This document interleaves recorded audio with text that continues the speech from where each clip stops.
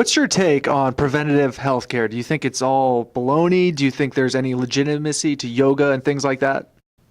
It's a great, great question, Alan. You know, I was very fortunate to be been exposed to two types of sciences or medical systems. You know, when I grew up in India, as I mentioned, my grandmother was a village healer. She worked 16 hours a day in the field, and on weekends, she was a village shaman or the village healer. You know, 30, 40 people would be lined up at her doorstep on weekends.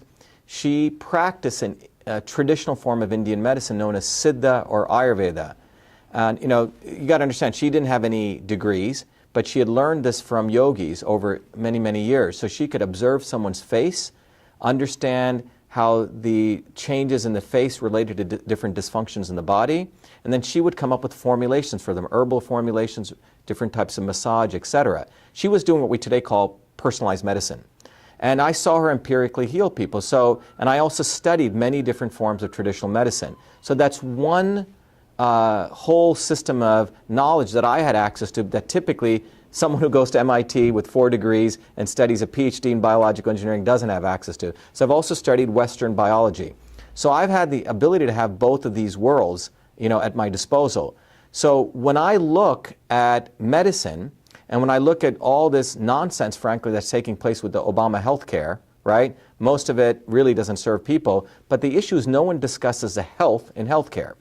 Most of what we have today is disease-based approach to health. It's a disease-based approach.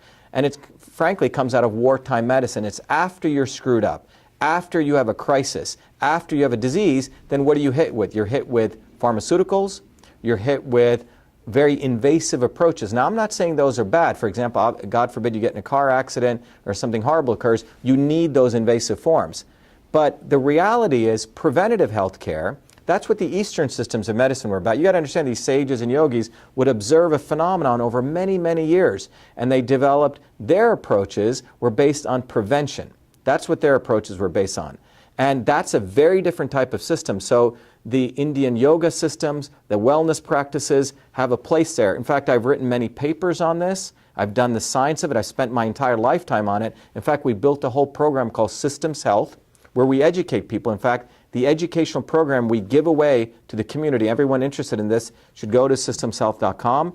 You can take this program. We offer it once a month, or you can take it online. Absolutely free. So I'm dedicated to bridging the worlds of Eastern medicine and Western science. And I think what we really need is we need a place for preventative health care. We need to take in the best from the East. And we also need a place for what I call crisis management healthcare. Right now, it's all based on crisis management. And we really need to take a systems approach to health if we really want to serve people and their health.